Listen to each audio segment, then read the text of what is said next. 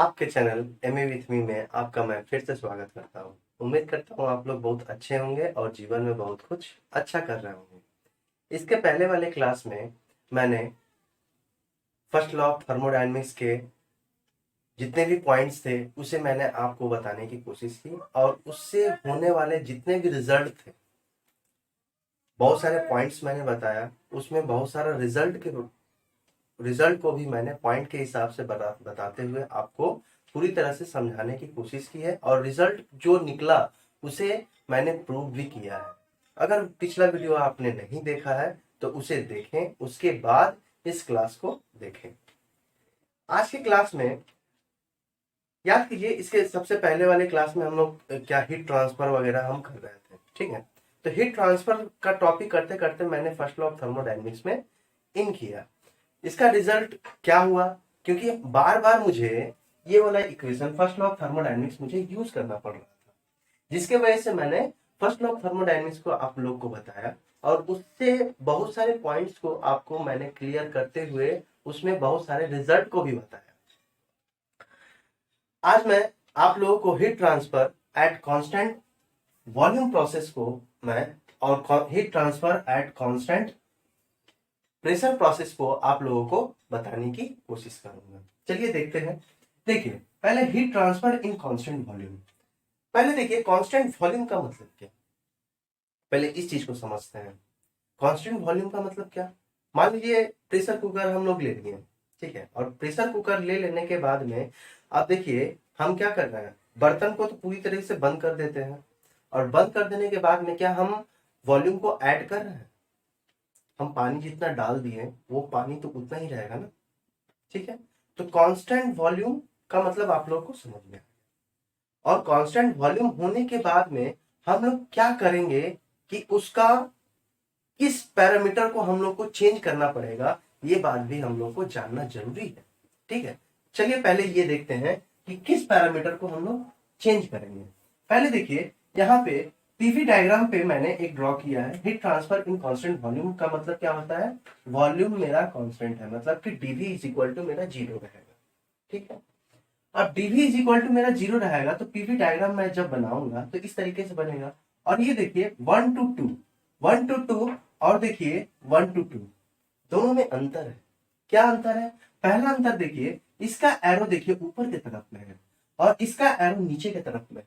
मतलब यहाँ हीट देखो, ये मेरा पॉइंट है मेरा 1 और ये है मेरा पॉइंट 2, ठीक है। अब देखो ऊपर से नीचे जा रहा है। अब मान लो कि प्रेशर यहाँ पे जो भी होगा, यहाँ पे प्रेशर मेरा 10 है तो यहाँ क्या 100 नहीं होगा, मतलब कि इससे ज्यादा होगा ना कम होगा, ज्यादा ही होगा, ऑब्वियस सी बात है, ठीक है। उसी तरीके से अगर हम यहाँ पे बात करें, हीट रिजेक्शन में बात करें, तो 1 पॉइंट पे क्या होगा और 2 पॉइंट पे क्या होगा। यहाँ पे 100 था, यहाँ पे 10 था, मतलब प्रेशर मेरा डिक्रीज कर रहा है। और वॉल्यूम देखो, वॉल्यूम ये है ना, ये देखो ये मेरा वॉल्यूम है ना, हाँ ये वॉल्यूम हम इनफाइनाइट तक चले जाए, कहीं भी इस बोर्ड से भी ऊपर भी चले जाए और नीचे भी चले जाए, कहीं भी चले जाए, ये पॉइंट ही रहेगा ना।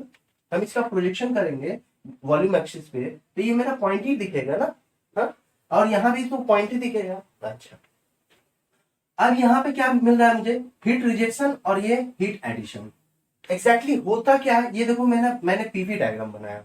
तो पीवी डायग्राम बनाने के बाद में मैंने इस डायग्राम को आप लोगों को दिखाया। अब देखिए यहाँ पे फर्स्ट लॉ ऑफ थर्मोडायनेमिक्स अगर हम लगाएंगे तो dq is equal to du plus dw, ठीक है। यहाँ पे मैं क्या करूंगा, ये देखो यहाँ पे इंटरनल एनर्जी और ये मेरा dv, ये क्या है, क्लोज सिस्टम वर्क है ना। ये जो भी हो रहा है ये मेरा क्लोज सिस्टम वर्क है। अब ये क्लोज सिस्टम प्रेशर कुकर का जो मैंने एग्जांपल दिया वो क्या था, क्लोज सिस्टम था ना, मतलब पूरा सिस्टम बाहर का और अंदर से किसी तरह का लिंक था, एक कंटेनर से बंद था, ठीक है। अब देखो यहाँ पे अगर मैं वॉल्यूम को डीवी को अगर मैं चेंज करता हूं, क्या डीवी हमको चेंज करने का परमिशन दिया है, यहाँ पे डीवी तो चेंज करने का परमिशन ही नहीं है। तो मतलब कि ये डीवी मेरा जीरो हो गया, मतलब कि ये टोटल पार्ट मेरा जीरो नहीं हो जाएगा। जब ये टोटल पार्ट मेरा जीरो होगा तो बचेगा क्या, dq is equal to du, ठीक है। dq is equal to du यहां से बना, मतलब कि ये du क्या है, ये तो इंटरनल एनर्जी है। ठीक है, हम इसको क्या, du जब हम बात करते हैं इंटरनल एनर्जी का, जब हम बात करते हैं तो क्या बोलते थे हम लोग, माइक्रोस्कोपिक लेवल पे बात करते थे ना मैक्रोस्कोपिक लेवल पे बात करते थे, माइक्रोस्कोपिक लेवल पे बात करते थे, बिल्कुल सही। अब देखिए माइक्रोस्कोपिक लेवल पे हम जब बात कर रहे हैं तो यहाँ पे देखो dq is equal to M C B D T, ये क्या है du। अब यहाँ पे देखो internal energy is equal to M C B D T, ये होता है। ठीक है, ये फॉर्मूला है, मैं सब चीज को बताऊंगा। पहले यहाँ पे एक बात गौर करो, du is equal to M C B D T होता है। अब m का मतलब कि मास, cv का मतलब specific heat at constant volume, और dt का मतलब चेंज इन टेम्परेचर, मतलब कि चेंज इन टेम्परेचर का मतलब क्या, टेम्परेचर को हम लोग को चेंज करना पड़ेगा। और उसके बाद में अगर हम बात करें, यहां पे एक बात बताओ, यहां पे किस चीज पे डिपेंड कर रहा है, ये मेरा M C V D T, ये किस चीज पे डिपेंड कर रहा है, मास पे डिपेंड कर रहा है, सीवी पे डिपेंड कर रहा है, ना dt पे डिपेंड कर रहा है। मेरा मैक्सिमम केस में मेरा dt पे डिपेंड कर रहा है। क्यों? क्योंकि चेंज इन टेम्परेचर मुझे जितना ज्यादा मिलेगा वो मेरा du मेरा उतना ज्यादा मिलेगा। ठीक है, अब du मेरा ज्यादा मिलेगा, अगर चेंज इन टेम्परेचर मेरा बढ़ रहा है तो du मेरा बढ़ रहा है, और du मेरा बढ़ रहा है तो इसका मतलब कि हीट ऐड हो रहा है। ये देखो ये मेरा du क्या है, किसके बराबर है, हीट ऐड के बराबर है ना। हाँ? अगर हम बोल रहे हैं du बढ़ रहा है, du बढ़ रहा है, तो इसका मतलब क्या बोल सकते हैं, ये नहीं बोल सकते हैं कि मेरा dq बढ़ रहा है। मतलब यहां पे du बढ़ना मतलब कि dq बढ़ना, और dq बढ़ने को ही हम लोग कहते हैं हीट एडिशन। ठीक है, और du मेरा घट रहा है, और dq तो क्या होगा, मेरा घटेगा ना। हाँ? जब मेरा du मेरा घट रहा है तो dq भी घटेगा, और dq घटने को क्या कहते हैं, हीट रिजेक्शन। ठीक है, इतना बात समझ में आया कि नहीं? मतलब यहां पे हम एक मोटे तौर पे हम एक बात बोल सकते हैं कि अगर कहीं पे अगर कांस्टेंट वॉल्यूम प्रोसेस बोल रहा है तो मतलब कि वहां पे अगर हमको हीट ऐड करना है, जब हीट ऐड कर रहा है तो डायरेक्ट हम लोग ये बात समझेंगे कि वहां पे इंटरनल एनर्जी मेरा इंक्रीज हो रहा है। ठीक है, और जहां पे इंटरनल एनर्जी डिक्रीज हो रहा है, इसका मतलब क्या हो रहा है कि सिस्टम में मेरा इंटरनल एनर्जी डिक्रीज। ये बात समझ में आया कि नहीं? देखिए एग्जैक्टली होता क्या है, आपको इतना बात समझ में आया कि नहीं, चेंज इन टेम्परेचर पे मेरा डिपेंड करता है कि मेरा हीट एडिशन हो रहा है ना हीट रिजेक्शन हो रहा है। तो देखिए dt अगर हम बढ़ा रहे हैं, गैस बर्नर पे आपने रखा प्रेशर कुकर को और टेम्परेचर बढ़ाया जा रहा है, जब टेम्परेचर बढ़ाते जाएंगे तो क्या होगा टेम्परेचर जब बढ़ाएंगे तो सबसे पहले क्या है, मॉलिक्यूल्स हम लेवल पे स्टडी कर रहे हैं, तो मॉलिक्यूल लेवल पे जब हम स्टडी कर रहे हैं तो ये बात बताओ, उसका जब टेम्परेचर इंक्रीज करता है तो ये क्या होगा, मॉलिक्यूल्स का रैंडमनेस इंक्रीज होगा, और मॉलिक्यूल का जब रैंडमनेस इंक्रीज होगा तो क्या होगा, वो दीवार पे धक्का मारेगा। हाँ, दीवार पे जब धक्का मारेगा, जबकि यहाँ पे वॉल्यूम तो मेरा कांस्टेंट है।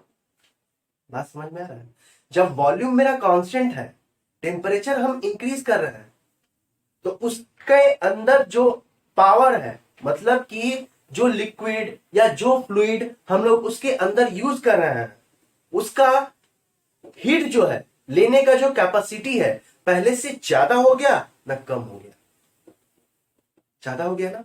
जब ज्यादा हो गया मतलब कि इंटरनल एनर्जी मेरा इंक्रीज कर गया ना डिक्रीज कर गया, बिल्कुल इंक्रीज कर गया। जब इंक्रीज कर गया, ये देखो ये मेरा कांस्टेंट वॉल्यूम है, हम यहां पे क्या कर रहे हैं, गैस बर्नर को ऑन किए, ठीक है, हम टेम्परेचर को इंक्रीज करते हुए जा रहे हैं। ठीक है, इसके अंदर में मॉलिक्यूल्स वगैरह है।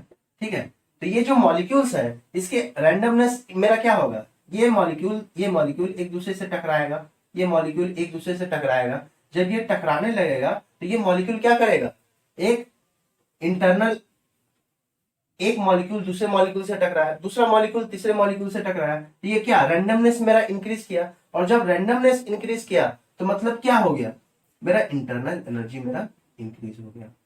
ठीक है। और इंटरनल एनर्जी बोलने का मतलब क्या, इसका जो मॉलिक्यूल है, ये देखो कांस्टेंट वॉल्यूम प्रोसेस पे हम मास को अगर हम 1 kg पकड़ते हैं तो टेम्परेचर मेरा हम इंक्रीज किए ना, टेम्परेचर जब इंक्रीज किए तो मेरा क्या बढ़ जाएगा, डी बढ़ जाएगा। और डी क्या है, इंटरनल एनर्जी है कि नहीं, बात समझ में आया कि नहीं। ठीक है, चलिए इसके बाद में हम लोग समझते हैं कि हीट ट्रांसफर इन कांस्टेंट प्रेशर प्रोसेस। ठीक है, अब देखिए कांस्टेंट प्रेशर प्रोसेस का अगर हम बात करें तो जो डीपी जो होगा यहां पे क्या होगा, जीरो नहीं होगा। जब डीपी मेरा जीरो होगा इसका मतलब क्या, अगर हम फर्स्ट लॉ ऑफ थर्मोडायनेमिक्स अगर हम यूज करते हैं तो फर्स्ट लॉ ऑफ थर्मोडायनेमिक्स क्या है, dq is equal to D plus D W. ठीक है, अब यहां से पीडीवी हो गया, क्यों, अब ये पीडीवी लगने का मतलब क्या, एक बात तो समझ में आ गया, एक क्लोज सिस्टम वर्क है। अच्छा, जब ये क्लोज सिस्टम वर्क है, और एक बात बताइए मेरा डीपी मेरा जीरो था ना, डीवी तो मेरा जीरो नहीं था। जब डीपी मेरा जीरो था तो हम लोग क्या लिख सकते हैं, हम ये क्या कर सकते हैं, डेरिवेटिव को कॉमन ले लेते हैं। तो जब डेरिवेटिव को कॉमन लेंगे तो u प्लस पीवी लिख सकते हैं। जब u प्लस पीवी लिख सकते हैं तो और एक बात याद रखिए, h इज इक्वल टू होता है u प्लस पीवी, ये एंथैल्पी है, h कहते हैं एंथैल्पी को, और ये एंथैल्पी क्या है आपको सब पता चलेगा, बस थोड़ा सा पेशेंस रखिए। देखिए फिर h is equal to U plus PV, यहां पे ये आया। अब देखिए यहां से u प्लस पीवी को हम लोग क्या लिख सकते थे, h लिख सकते थे। जब h हम पुट कर दिए तो मेरा क्या निकला, dq मेरा p dh को, मतलब कि heat addition at constant pressure मेरा एंथैल्पी के चेंज इन एंथैल्पी के बराबर। कांस्टेंट प्रेशर पे अगर हम किसी सिस्टम में क्या करेंगे, अगर हम हीट ऐड करते हैं, जब हम हीट ऐड करते हैं, देखो हीट एडिशन एंथैल्पी के बराबर है, मतलब कि हीट एडिशन अगर हम क्या कर रहे हैं, बढ़ा रहे हैं, तो ये नहीं बोल सकते हैं कि एंथैल्पी पे मेरा इंक्रीज कर रहा है, ये बोलो कि नहीं, ये होगा कि नहीं। ठीक है, तो इतना बात समझ में आने के बाद में एक बात बताइए, यहां पे क्या है, ये मेरा 1 to 2 प्रोसेस है। हम क्या कर रहे हैं, 1 से 2 पॉइंट पे हम जब जा रहे हैं तो यहां मेरा हीट एडिशन हो रहा है, क्यों हो रहा है, क्योंकि यहां पे यहां पे इतना वॉल्यूम था और यहां पे मेरा इतना वॉल्यूम है। ठीक है, वॉल्यूम मेरा बढ़ रहा है ना घट रहा है। जब यहां से यहां इस पॉइंट से इस पॉइंट के तरफ में जा रहे हैं तो मेरा हीट का एडिशन हो रहा है ना रिजेक्शन हो रहा है। और यहाँ पे 1 पॉइंट से 2 पॉइंट पे आ रहा है तो मेरा हीट का एडिशन हो रहा है ना रिजेक्शन हो रहा है, ये बात बताइए। हम क्या कर रहे हैं, डीक्यू को जब हम इंक्रीज कर रहे हैं तो मेरा इंथैल्पी भी मेरा इंक्रीज हो रहा है, मतलब कि हम 1 पॉइंट से 2 पॉइंट पे जब हम जा रहे हैं डीक्यू क्या हो रहा है, मेरा बढ़ रहा है, इंथैल्पी भी मेरा बढ़ेगा। और बढ़ने का मतलब क्या, यहाँ पे क्या बढ़ेगा, अगर डीएच अगर हम बढ़ा रहे हैं तो मेरा प्रेशर और वॉल्यूम का जो मल्टीप्लीकेशन होगा वो बढ़ेगा ना घटेगा, एक बात बताइए। ठीक है, यहाँ पे डीएच मेरा बढ़ रहा है, इसका मतलब कि पीवी मेरा बढ़ेगा, मतलब कि ये दोनों जो आएगा, यहाँ पे क्या हुआ, H इज इक्वल टू मेरा क्या है, U प्लस पीवी।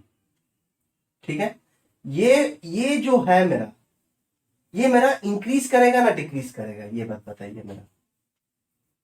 ये पार्ट अगर हम H को इंक्रीज करना चाहते हैं तो ये पार्ट मेरा इंक्रीज करेगा ना डिक्रीज करेगा, इंक्रीज करेगा। जब ये इंक्रीज करेगा तो हम ये क्या देख रहे हैं, पीवी डायग्राम देख रहे हैं ना, तो प्रेशर वॉल्यूम ये मेरा इंक्रीज करेगा ना डिक्रीज करेगा, इंक्रीज करेगा। तो ये देखो हीट एडिशन अगर हम बोले तो मेरा क्या हो रहा है, हीट एडिशन अगर हम बोले तो मेरा क्या हो रहा है, H मेरा इंक्रीज हो रहा है। और H इंक्रीज होने का मतलब क्या, डीक्यू मेरा इंक्रीज हो रहा है कि नहीं, मतलब कि हीट एडिशन क्या हो रहा है, इंक्रीज हो रहा है, और हीट रिजेक्शन मेरा डिक्रीज हो रहा है। ठीक है, अगर अगर हम 3 नंबर पॉइंट अगर हम यहाँ पे लिखना चाहें तो क्या लिख सकते हैं, heat addition is equal to क्या लिख सकते हैं, यहाँ पे डायरेक्ट हम नहीं लिख सकते हैं, डीक्यू एट कांस्टेंट प्रेशर, ये क्या होगा, इंक्रीज होगा। उसके बाद में अगर हम 4 नंबर पॉइंट भी अगर हम बना देते हैं इसको, तो हीट रिजेक्शन में मेरा क्या होगा, हाँ, dq एट कांस्टेंट प्रेशर, ये क्या बनी मिलेगा मुझको, ये मेरा डिक्रीज होगा, कि हीट रिजेक्शन का बात किए तो डिक्रीज होगा ना। तो उम्मीद करता हूं आज का क्लास आप लोगों को बहुत अच्छा लगा होगा और ऐसे ही अच्छा, चलिए फिर मिलते हैं।